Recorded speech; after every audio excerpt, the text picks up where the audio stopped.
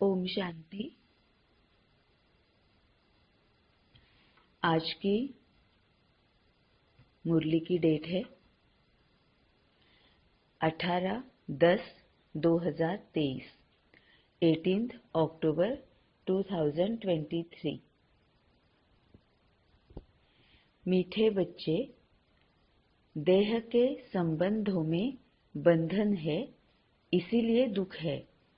देही के संबंध में रहो तो अथाह सुख मिल जाएगा, एक माता पिता की याद रहेगी। मीठे बच्चे, देह के संबंधों में बंधन है, मतलब जैसे ही हम देह और देह से संबंधित बातों में आ जाते हैं तो इसका मतलब हम बंधन में आ जाते हैं। तो सबसे पहले बंधन में आने का कारण होता है अपेक्षा, है ना। जैसे ही हम देह भान में आते हैं तो सबसे पहले हमें होती है अपेक्षा, और अपेक्षा से फिर बाकी के सभी जो विकार है वो शुरू हो जाते हैं। क्योंकि अपेक्षा पूरी नहीं होती है तो या तो फिर हमें क्रोध आता है, या फिर ईर्ष्या द्वेष ये शुरू हो जाता है, या फिर स्वार्थ हो जाता है। अपेक्षाएं पूरी ना होने की वजह से फिर हम गिव अप करना शुरू कर देते हैं, तो आलस में हम आ जाते हैं। तो बाबा जैसे कई बार कहता है कि सबसे मुख्य विकार जो है वो अपेक्षा का है, कामना का है। जो पांचों विकारों में से भी पहला विकार बोला जाता है कामना, काम क्रोध लोभ, वो है कामना, है ना। तो जैसे ही हम देह के संबंधों में बंधन है, मतलब अपेक्षाएं करने लगते हैं, इसीलिए फिर बंधन में आ जाते हैं। बंधन मतलब क्या है? कार्मिक अकाउंट, एक दूसरे के साथ कर्मों से जुड़ जाना शुरू हो जाता है ना। तो कार्मिक अकाउंट्स बनना शुरू हो जाते हैं, उसको ही बाबा बंधन बोलता है। तो देह के संबंधों में बंधन है, इसीलिए दुख है। अपेक्षा पूरी नहीं होती है तो बाकी सभी विकार हम यूज करना शुरू कर देते हैं, जिसकी वजह से विकर्म होते हैं। उसका परिणाम दुख दर्द है। तो देह के संबंधों में बंधन है, इसीलिए दुख है। देही के संबंध में रहो तो अथाह सुख मिल जाएगा। देही के संबंध में मतलब देह भान से परे, उपराम, मरजीवा, जो भी बाबा ने कई सारे वर्ष उसके लिए बताए हुए हैं। मतलब ही बाबा के साथ कनेक्टेड रहो तो, या आत्मा स्थिति में अगर हम रहते हैं, देही के संबंध में रहो, बाबा के साथ अगर हम कनेक्टेड रहते हैं तो अथाह सुख मिल जाएगा। क्योंकि बाबा जो वर्षा देने के लिए आया है वो हमें मिल जाता है ज्ञान और शक्तियां। तो ज्ञान की क्लैरिटी होने की वजह से हम कोई भी बंधन में आते नहीं है, और शक्तियों को यूज करने की वजह से जो भी पिछले हमारे बंधन है उससे भी हम छूट जाते हैं। कर्मों के बंधन में आते नहीं है। जिन कर्मों के बंधन में हम पीछे से आए हुए हैं उससे हम छूट जाते हैं। तो देही के संबंध में रहो तो अथाह सुख मिल जाएगा, एक माता पिता की याद रहेगी। प्रश्न है, किस नशे में रहो तो माया पर जीत पाने की हिम्मत आ जाएगी? किस नशे में रहो तो माया पर जीत पाने की हिम्मत आ जाएगी? उत्तर है, नशा रहे कि कल्प कल्प हम बाप की याद से माया दुश्मन पर विजयी बन रहे हैं। कल्प कल्प हम बाप की याद से माया दुश्मन पर विजयी बन हीरे जैसा बने हैं। खुद खुदा हमारा माता पिता है। इसी स्मृति व नशे से हिम्मत आ जाएगी। हिम्मत रखने वाले बच्चे विजयी अवश्य बनते हैं और सदा गॉडली सर्विस पर ही तत्पर रहते हैं। किस नशे में रहो तो माया पर जीत पाने की हिम्मत आ जाएगी। सबसे पहले तो बहुत अच्छे से अपने आप को अंदर तक बताना है, समझाना है, पहचानना है, जानना है कि माया मतलब है क्या। जितना हम उसको अच्छे से जानेंगे उतना हम 24/7 रेडी रहेंगे कि माया जैसे ही आती है उसको पहचानेंगे। नहीं तो कई बार हमारा यही हो जाता है कि हम बस ये वर्ड सुनते हैं और आगे चले जाते हैं, उसके ऊपर ध्यान ही नहीं देते हैं। जब उसके ऊपर ध्यान नहीं देते हैं तो जब वो सामने आती है तो हमें पहचान में भी नहीं आती है है ना, क्योंकि जिसको हमने अच्छी तरह से पहचाना है वही जब सामने आएगी तो हम उसको जान पाएंगे कि हाँ ये माया है ना। इसीलिए माया मतलब क्या है, इसको सबसे पहले जानना बहुत जरूरी है। तो माया मतलब जो कमी कमजोरी, छोटे से छोटा भी अंश मात्र भी जो हमने कमी कमजोरी अवगुण या विकार का अंश मात्र भी जो है उसको बाबा माया बोलता है ना। तो माया से होता क्या है, माया जो देती है वो हमेशा दुख दर्द चिंता भय अशांति परेशानी, है ना, असमाधान असंतुष्टता, यही होता है। अगर हमें थोड़ा सा भी लगता है कि अंदर कुछ भी कांटा चुभ रहा है ना, ये जब हमें मिलता है दुख दर्द चिंता, ये जब मिलता है तो अंदर कांटा चुभता है ना, मतलब हम अनकंफर्टेबल फील करते हैं। जो भी हमें कांटा अंदर चुभता है तो सबसे पहले हमें ये अपने आप से पूछना है कि ये कौन सी माया है ना, ये एग्जैक्टली क्या हो रही है, मुझे जलन की भावना हो रही है या मैं किसी के प्रभाव में आ रही हूँ, है ना, मैं क्यों हलचल में आ रही हूँ, थोड़ा सा भी हलचल में आ जाते हैं तो सबसे पहले ये देखना है कि ये कौन से टाइप की माया है ना। अगर हमें ये भी हो रहा है कि बहुत ज्यादा अहंकार में जब हम आते हैं तब भी, अगर हम बाबा के ज्ञान में हूँ, मैं बाबा की बच्ची हूँ, मैं बीके हूँ, मैं ज्ञानी हूँ, है ना, ये इस तरह से भी अगर हमें कुछ आता है तो भी अगर हम किसी विकार या कमी कमजोरी या अवगुण को यूज कर रहे हैं तो हम अंदर हलचल में आते ही है। खुशी की हलचल वो अलग बात होती है ना। खुशी से जब हम उमंग उत्साह में होते हैं, उल्लास में होते हैं, खुशी में होते हैं, वो वाली जो फीलिंग होती है वो अलग होती है। लेकिन अहंकार वाली जो होती है, अहंकार की वजह से जो खुशी मिलती है कि मैं बहुत सुंदर हूँ, मैं बहुत ज्ञानी हूँ, मैं बाबा की बच्ची हूँ, है ना, क्योंकि सबसे लास्ट अहंकार यही रह जाता है। भक्ति में भी और ज्ञान मार्ग में भी सबसे लास्ट अहंकार जो है ना, जो हमें सदगति मिलने नहीं देता है, वो यही होता है। भक्ति में भी कि मैं बहुत सबसे अच्छा भक्त हूँ या सबसे नंबर वन भक्त हूँ, इसका अहंकार जो होता है ना कि मैं भक्त हूँ या सबसे अच्छा भक्त हूँ, ये अहंकार ही हमें सदगति प्राप्त नहीं करने देता। या ज्ञान मार्ग में भी मैं ज्ञानी हूँ या मुझे सब पता है या मैं भगवान को जानती हूँ, मैं बीके हूँ, है ना, यही अहंकार जो है वो लास्ट में बाकी सभी के सभी अहंकार छूट जाते हैं, लेकिन ये अहंकार रह जाता है ना। ये जो अहंकार है वही हमें दुख दर्द देता है, वही हमें सदगति मिलने नहीं देता है। तो बहुत अच्छे से जानना चाहिए कि मुझ में कौन सी कमी कमजोरी अवगुण या विकार का अंश मात्र भी है। जब हम माया को अच्छी तरह से जानेंगे तभी हम उस पर जीत पा सकेंगे, तभी हम उसको पहचान सकेंगे, है ना।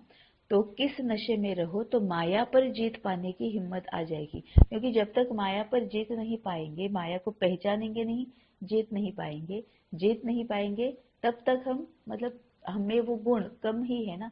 कोई तो कोई ना कोई शक्ति या कोई ना कोई गुण या ज्ञान, कुछ ना कुछ ज्ञान की क्लैरिटी कम है ना।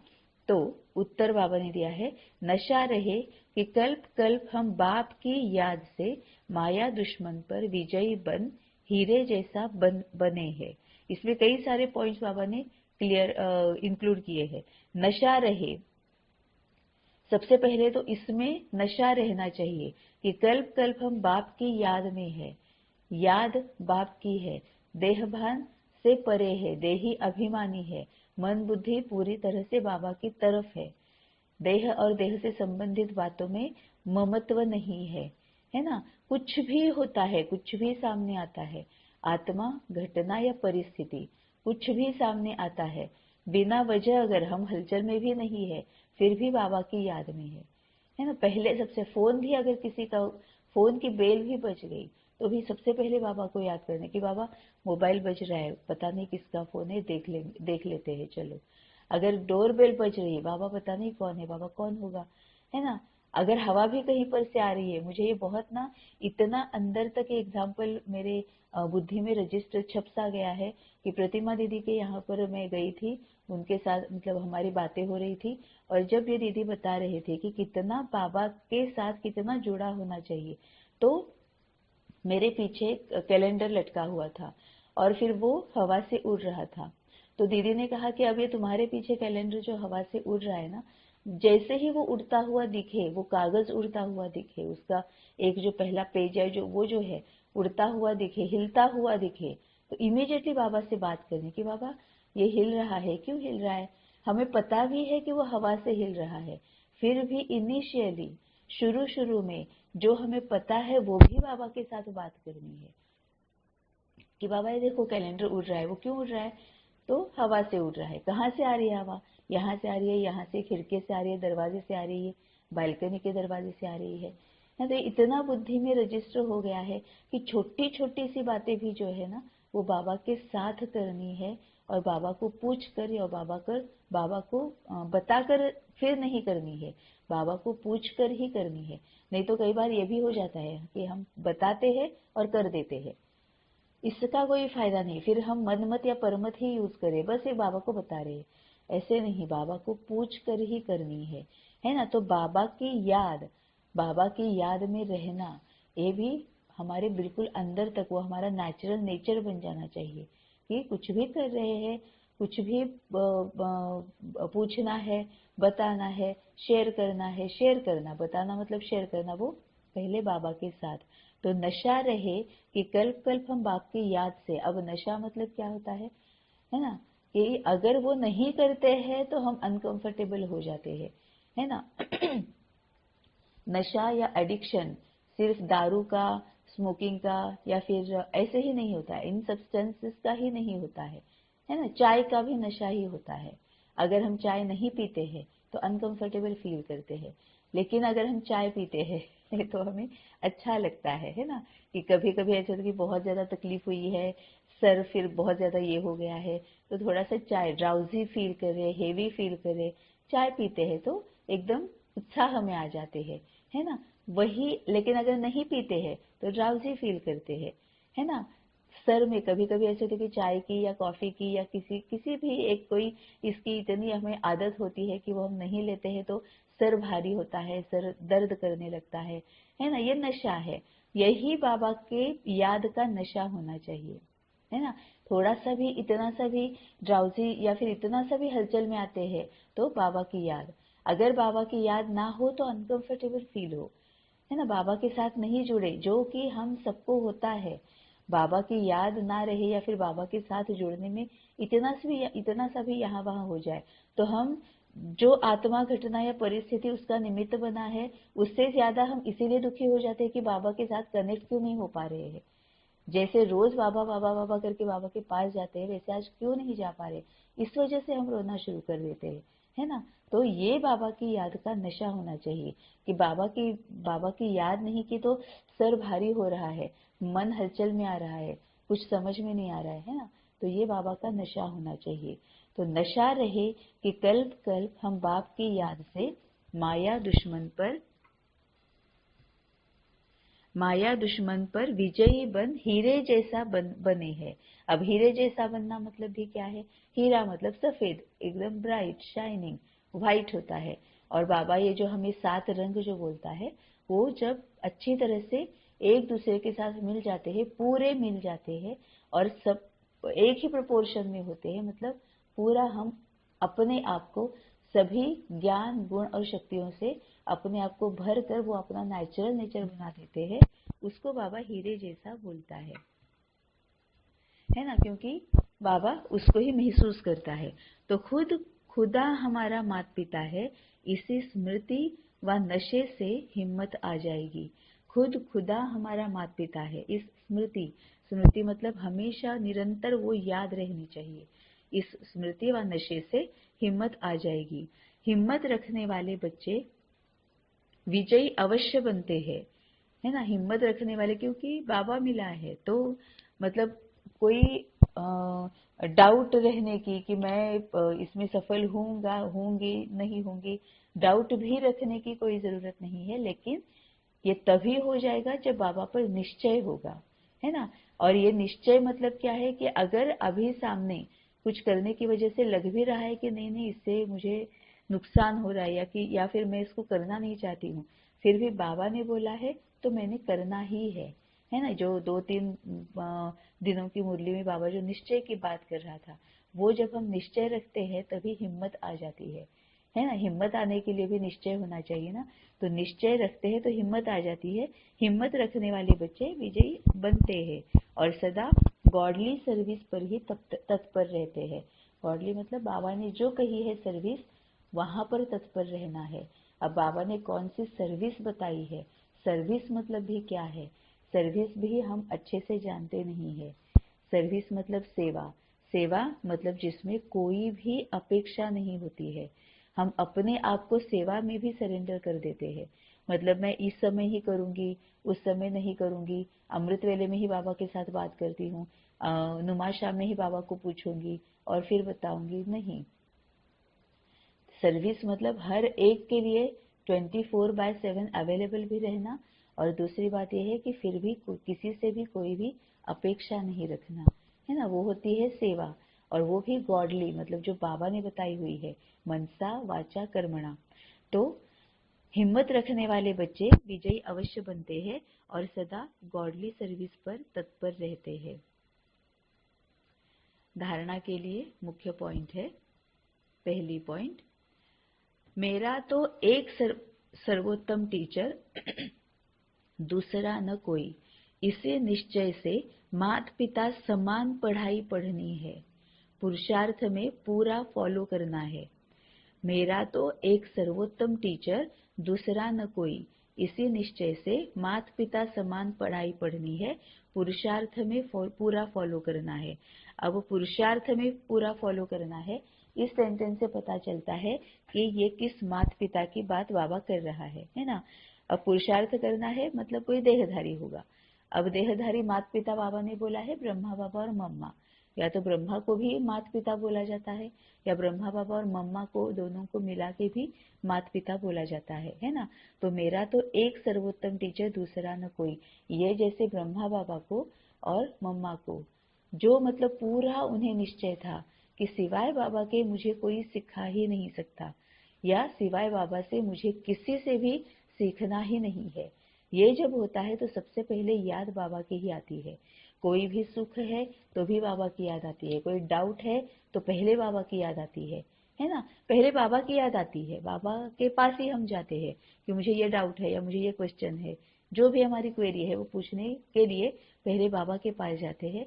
लेकिन कभी कभी ऐसे होता है कि बाबा क्या जवाब दे रहा है हम वो रिसीव नहीं कर पाते हैं, हम उसको ठीक तरह से समझ नहीं पाते हैं। तो तब भी बाबा कुछ ना कुछ करके बाबा हम तक वो जवाब पहुंचाता ही है। हमें अवेयर सिर्फ रहना है कि बाबा एग्जैक्टली क्या कह रहा है। अगर बाबा की बात समझ में नहीं आती है तो बाबा कुछ पढ़ने में लाता है, कुछ दिखाता है, कुछ सुनाता है, किसी से कुछ बस ऐसी बात सुनने में आ जाती है, एकदम क्लैरिटी हो जाती है कि अरे हाँ हाँ यही आंसर है ना। या फिर पढ़ने में अचानक से कुछ आ जाता है, या फिर वो भी अगर नहीं होता है तो बाबा हमें किसी का नाम बताता है कि तुम इसके पास जाओ तो तुम्हें जवाब मिल जाएगा। बाबा कभी हमें खाली हाथ नहीं भेजता है, कुछ ना कुछ सामने लाकर किसी ना किसी को निमित्त बनाकर बाबा हम तक जवाब जरूर पहुंचाता है ना। तो मेरा तो एक सर्वोत्तम टीचर दूसरा न कोई, सबसे पहले याद बाबा की आनी चाहिए। अगर बाबा का जवाब रिसीव नहीं कर पाते हैं तो बाबा जिसके पास भेजता है वहां हम जाते हैं। तो बाबा और भी क्या करता है, जिसके पास बाबा ने भेजा है उसको भी जवाब के साथ तैयार रखता है, क्योंकि बाबा हमें जवाब देता ही देता है।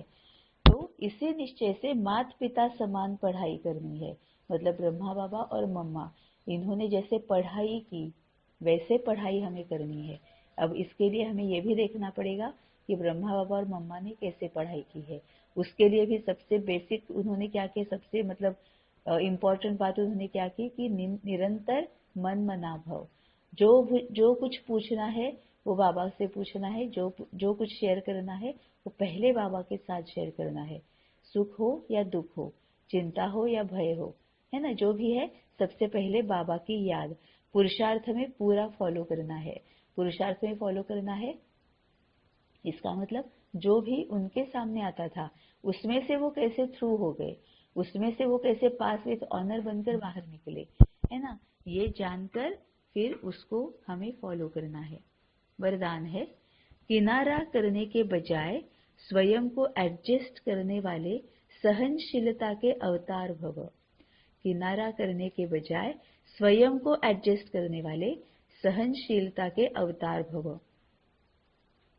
कई बच्चों में सहन शक्ति की कमी होती है, इसीलिए कोई छोटी सी बात भी होती है तो चेहरा बहुत जल्दी बदल जाता है।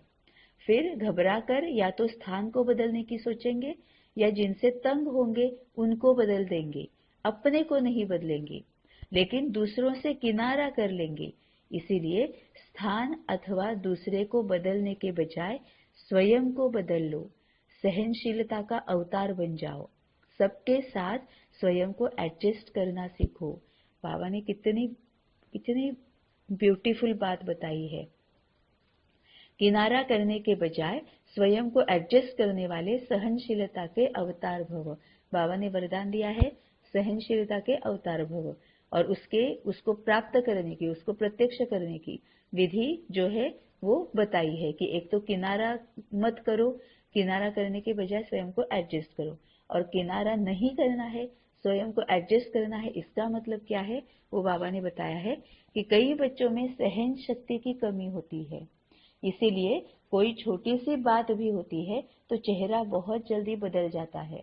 अब चेहरा तो बाबा को दिखता नहीं है, फिर भी बाबा चेहरा बता रहा है, इसका मतलब पहले आत्मा को लेना है ना।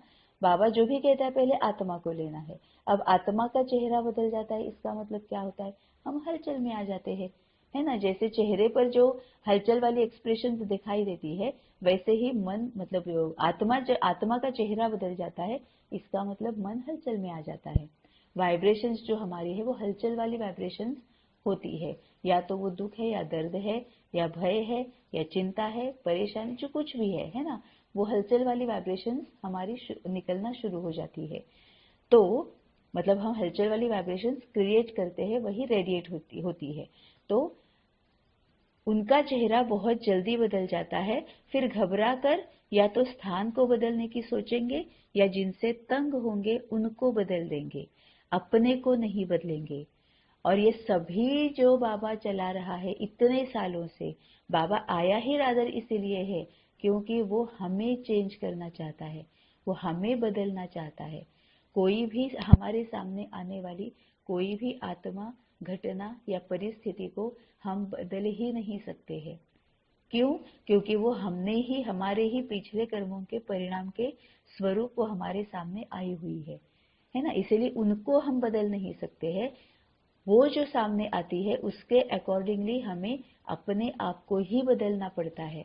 अब वो बदलना मतलब क्या है, उसके कई सारे एंगल्स है, फिर है ना, बदलने के कई सारे टाइप्स है। तो जिनसे फिर घबराकर या तो स्थान को बदलने की सोचेंगे या जिनसे तंग होंगे उनको बदल देंगे, अपने को नहीं बदलेंगे, है ना। अब अपने आप को बदलना है, इसका मतलब क्या है कि सिर्फ सहन ही करते जाना है। सामने वाला बार बार रोक रहा है, टोक रहा है ना, परेशान कर रहा है ना, डरा रहा है, कुछ भी कर रहा है, दुख दर्द दे रहा है ना, तो क्या बस सहना ही है ना। तो इसके ऊपर भी बहुत विचार सागर मंथन करना है, बाबा के साथ बात करके पूरी क्लैरिटी होनी चाहिए, है ना। अब सहनशीलता करनी है, इसके साथ साथ बाबा ने ऊपर कहा है एडजस्ट भी करना है।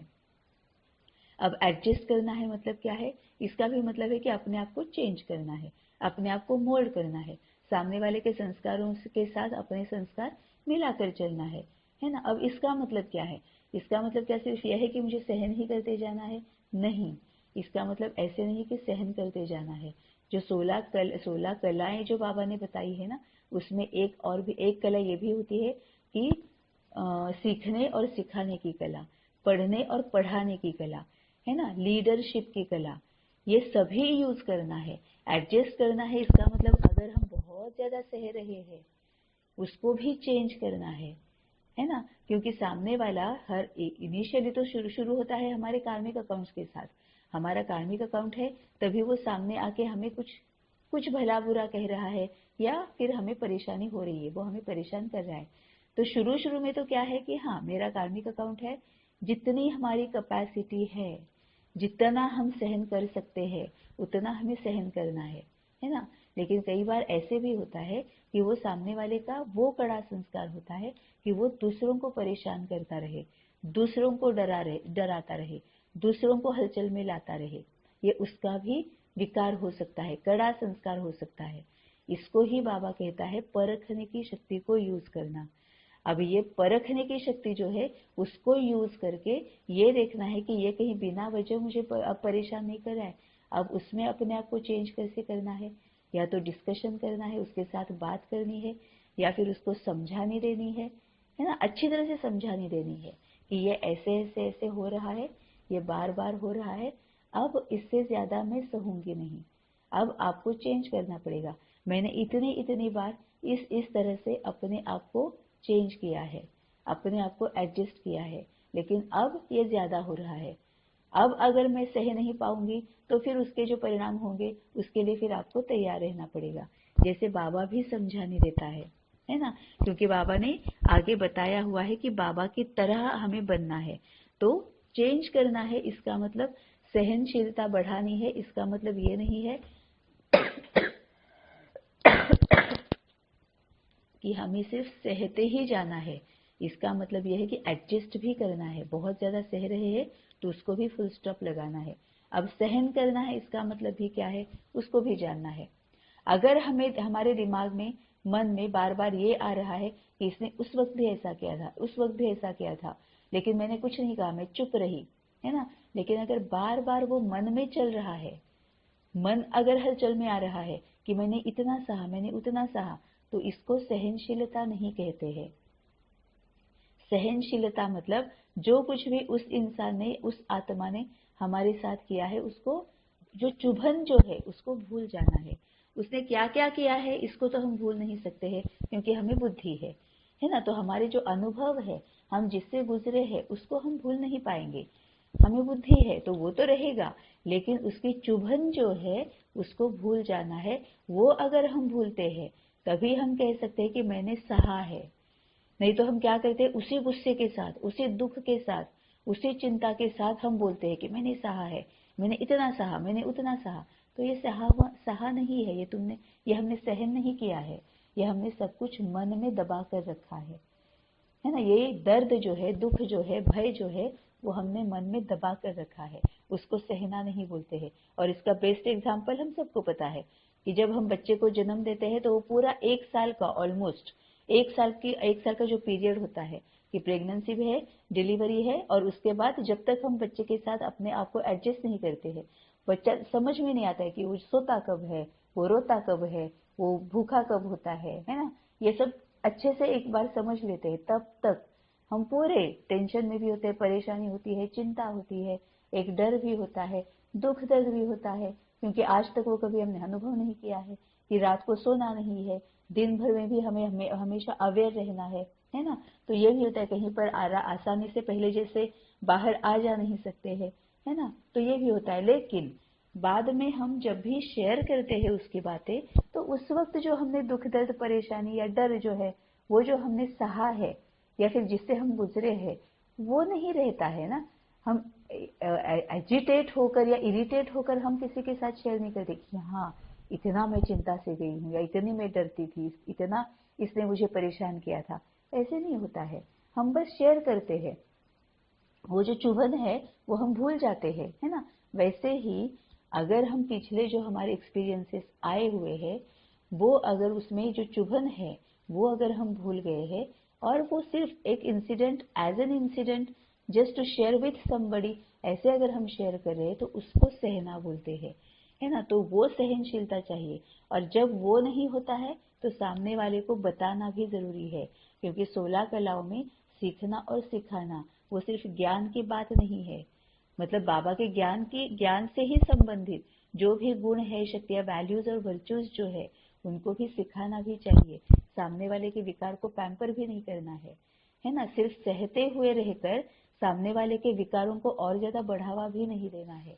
तो सीखना, सिखाना, पढ़ना, पढ़ाना, है ना। और लीडरशिप की जो कला होती है, सबके साथ चलना है ना। तो फिर सबको सहते हुए ही हम आगे चले जाएंगे, तो फिर उसमें लीडरशिप हम कर ही नहीं सकेंगे, है ना। तो इसका मतलब यह है कि अपने आप को इस तरह से एडजस्ट करना है इस तरह से मोल्ड करना है कि मनसा वाचा कर्मणा, किसको किस तरह से हम समझाए बताए तो फिर वो समझ जाएगा, है ना। इसको भी बाबा एडजस्ट करना बोलता है।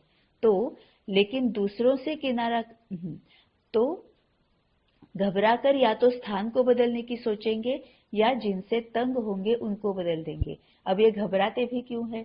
घबराने की भी कई सारी बातें हैं। एक तो अज्ञान, ज्ञान की क्लैरिटी ना होना, ये भी, इससे भी डर लगता है। रादर डरने की यही सबसे बड़ी वजह होती है कि ज्ञान की क्लैरिटी नहीं है ना, तो घबरा जाते हैं।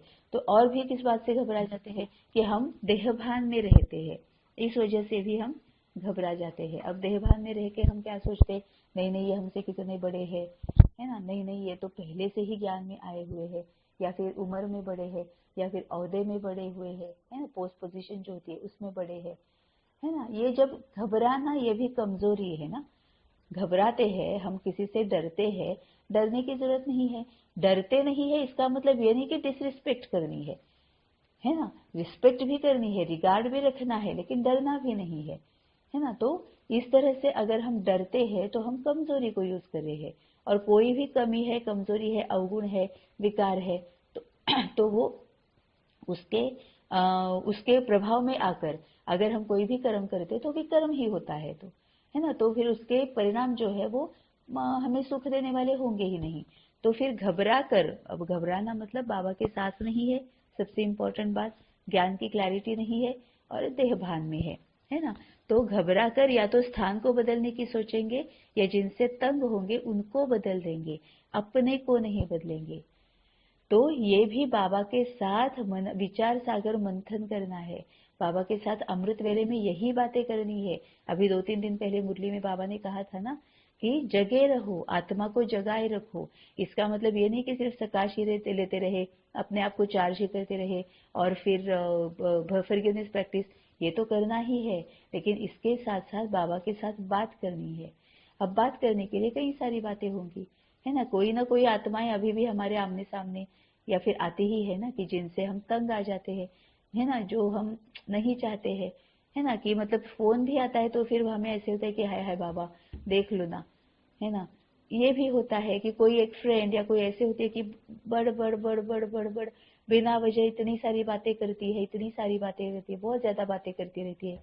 अब हमारा टाइम भी वेस्ट करती रहती है, इसका बताया, उसका बताया, इसके बारे में बताया, ये करते रहती है ना। तो वो भी तो हम तंग ही तो होते हैं, परेशान ही तो होते हैं, फिर हम क्या करते हैं, फोन ही नहीं उठाते हैं, है ना, ऐसे भी करते हैं। तो इसके बजाय बाबा कहता है कि अपने आप को एडजस्ट करो, उसके साथ बात करो, क्या हो रहा है, हम क्यों तकलीफ में है, क्यों परेशान है, हमें क्यों नहीं अच्छा लग रहा है, वो उनके साथ बात करो।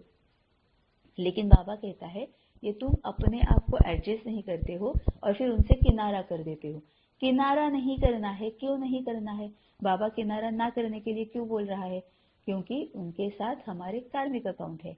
अगर हम कार्मिक अकाउंट को सेटल नहीं करेंगे, किनारा कर देते हैं मतलब अवॉइड करते हैं, भाग रहे हैं हम, है ना, फिर वो कार्मिक अकाउंट सेटल नहीं होगा, क्योंकि बार बार फिर मन में वही संकल्प उठते रहेंगे कि ये ऐसी ही है, ये ऐसी ही है ना, इसके साथ तो पता नहीं क्या करना है, इसके साथ तो मैं नहीं बन ही नहीं सकती मेरे इसके साथ।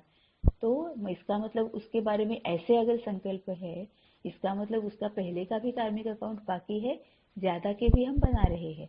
इसीलिए बाबा कहता है कि किनारा मत करो, क्योंकि मैं आया ही हूँ तुम्हें एडजस्ट कैसे होना है ये बताने के लिए, और तुम जब तक एडजस्ट नहीं होंगे तब तक ये सामने आता ही रहेगा, है ना। तब तक समय, लॉ ऑफ टाइम, है ना, लॉ ऑफ टाइम क्या करता है, जब तक हम अपने आप को एडजस्ट नहीं करते हैं तब तक ये ऐसी आत्माएं, घटनाएं, परिस्थितियां हमारे सामने वो लाता ही रहता है, क्योंकि समय हमें उसी तरह से हेल्प कर रहा है। समय जिसको भी हमारे सामने लाता है वो इसीलिए ही लाता है कि हम उनके साथ के हमारे कार्मिक अकाउंट्स को खत्म कर दे। और बाबा फिर कहता है कि उनको कैसे खत्म करना है, अपने आप को एडजस्ट करो, है ना, कैसे एडजस्ट करना है, मेरे साथ बात करो, फिर तुम्हें पता चलेगा कैसे एडजस्ट करना है, और उस हिसाब से अपने आप को एडजस्ट करो। तो फिर घबराकर या तो स्थान को बदलने की सोचेंगे या जिनसे तंग होंगे उनको बदल देंगे, अपने को नहीं बदलेंगे, लेकिन दूसरों से किनारा कर लेंगे। इसीलिए स्थान अथवा दूसरे को बदलने के बजाय स्वयं को बदल लो, सहनशीलता का अवतार बन जाओ, सबके साथ स्वयं को एडजस्ट करना सीखो। यही भक्ति में बहुत ब्यूटीफुल है ना, रास लीला। अभी नवरात्रि चल भी रही है, तो वहां पर भी हम एक दूसरे गरबा खेलते हैं ना, तो गरबे में भी क्या होता है कि एक दूसरे के साथ ताल को ताल मिलाकर चलते हैं। अब ये ताल को ताल मिलाना मतलब क्या है? एक्चुअली यहाँ पर संगम पर हम जब ये सीखते हैं कि सामने वाले के संस्कारों के साथ अपने संस्कार मिलाकर चलना, मतलब सामने वाले को परख कर उसके अकॉर्डिंग अपने शक्तियों को, ज्ञान को, गुणों को यूज कर हम भी हलचल में ना आए और सामने वाले को भी उसके विकार से, कमी कमजोरी से, अवगुण से छूटने के लिए उसको भी सहयोग दे दे, है ना। इसको बाबा कहता है कि स्वयं सबके साथ स्वयं को एडजस्ट करना सीखो। इससे सबसे इंपॉर्टेंट बात क्या होगी कि उसके साथ के कार्मिक अकाउंट्स खत्म हो जाएंगे, तभी हम आगे बढ़ पाएंगे। स्लोगन है, परमार्थ के आधार से व्यवहार को सिद्ध करना यही योगी का लक्षण है। परमार्थ के आधार से व्यवहार को सिद्ध करना यही योगी का लक्षण है। अब जब हम बाबा के पास आ जाते हैं, है ना, तो हमारा पूरा जो व्यवहार जो है ना, मतलब बाबा जो हमेशा बोलता है कि मैं तुम्हारे साथ सौदा करता हूँ, मैं तुम्हारे साथ व्यापार करता हूँ, मैं तुमसे ये लेता हूँ, उसके बदले में तुम्हें ये देता हूँ, है ना। तो बाबा ये जो बोलता है, तो बाबा ने ये एग्जाम्पल के तौर पर या प्रतीकात्मक रूप से ये वर्ड्स बाबा ने यूज किए हैं कि परमार्थ के आधार से व्यवहार को सिद्ध करना। अब हमारा व्यवहार जो है वो अपने आप के साथ भी हमारा व्यवहार बदल जाता है। हम अपना भी चेकिंग करते हैं, है ना। पहले हम अपना चेकिंग नहीं करते थे। मुझे दुख हो गया, बस मैंने बोलना शुरू कर दिया, मैंने रोना शुरू कर दिया, या तो मैं चुप हो गई या तो मैं जो भी मेरा मन चाहता था, है ना, वही मैं करती थी। लेकिन अब मेरा भी मेरे साथ का व्यवहार चेंज हो गया है। मैं अपने साथ कैसे बिहेव करती हूँ, अपने बारे में क्या सोचती हूँ, अपना चेकिंग कैसे करती हूँ, ये व्यवहार है वो बदल गया है ना। भगवान की तरफ मेरा जो व्यवहार है वो भी बदल चुका है। अब मैं सिर्फ बाबा बाबा बाबा बाबा, जैसे भक्ति में राम राम राम राम करते हैं ना, वैसे अब मैं सिर्फ बाबा बाबा नहीं करती हूँ, मैं बाबा के साथ बात करती हूँ, क्योंकि ऊपर जैसे बाबा ने कहा है कि बाबा मेरा है। अब मुझे किसी की भी जरूरत नहीं है। अब अप्राप्त तो कोई भी वस्तु नहीं है। एक बाबा मिला, सब कुछ मिल गया, है ना, सब कुछ मेरा हो गया, सब कुछ मुझे मिल गया, है ना। तो बाबा बाबा अब मैं सिर्फ मुंह से नहीं करती हूँ, बाबा को जानती हूँ, पहचानती हूँ, उसके साथ बात करती हूँ, है ना। तो ये भी मेरा भगवान को देखने का, ये जो मेरा भगवान की तरफ जो मेरा व्यवहार था आज तक, वो भी बदल गया। और ऐसे ही दूसरों के साथ जो मेरा व्यवहार है वो भी बदल ही जाता है, वो बदल ही चुका है। अब तक हम दूसरों को ही जिम्मेवार ठहराते हैं, ये मुझे परेशान करता है, ये मुझे दुख देता है, ये मुझे हमेशा हलचल में लाता है, ये मुझे डराता है, ये मुझे शांति से बैठने ही नहीं देता, है ना, इसकी वजह से मेरी जिंदगी पूरी हेल बन चुकी है। हम सामने वाले को ही जिम्मेवार ठहराते थे, है ना। तो अब सामने वाले की तरफ का भी हमारा व्यवहार पूरा बदल गया है। तो परमार्थ के आधार से व्यवहार को सिद्ध करना यही योगी का लक्षण है। परम अर्थ, परमार्थ, है ना, जो बाबा बोलता है कि तुम्हें अब परमात्मा मिल गया है तो तुम्हें परमार्थ ही करना है। परमार्थ मतलब क्या क्या है कि अपने आप को भी चेंज करना। ऊपर जैसे बाबा ने कहा है कि अपने आप को देख कर, अपने आप को चेंज कर, औरों को भी देखना और उसके हिसाब से उनको भी चेंज होने के लिए सहयोग देना। दूसरों के लिए मतलब जैसे बाबा बोलता है कि मैं सबके लिए हूँ, लेकिन मेरे लिए सिवाय बाबा के कोई नहीं है ना। एक बाबा मिला, अब मुझे कोई नहीं चाहिए। एक मेरा टीचर, दूसरा ना कोई, जैसे बाबा ने ऊपर कहा है, एक यही मेरा टीचर है, दूसरा कोई नहीं है। तो इस तरह से बाबा के साथ पूरा कनेक्टेड रहकर दूसरों के हम कैसे सेवा में आ सकते हैं, इसके बारे में ही सोचना, है ना। तो परमार्थ के आधार से अपने बदलते हुए व्यवहार को, पहले हमारा हम अलग तरीके से व्यवहार करते थे, अब अलग तरीके से करते हैं, इसको सिद्ध करना यही योगी का लक्षण है। इसके और भी कई सारे एंगल्स है, हो सकते हैं, है ना। हर एक का देखने का नजरिया, बाबा का जो भी बताना है, बाबा की मुरली जो है, इसमें धारणा के पॉइंट्स हो, वरदान हो, स्लोगन हो, महावाक्य हो, या कोई भी सिंपल सा जाते जाते छोटा सा सेंटेंस बाबा कह के जाता है, लेकिन किसी किसी को एकदम टच हो जाता है, है ना, और उसको कुछ अलग से मिल जाता है। तो इस स्लोगन में भी कई सारे एंगल्स हो सकते हैं। अगर आपको कुछ और भी पता है तो आप वो ग्रुप में भी शेयर कर सकते हैं, है ना। ओम शांति।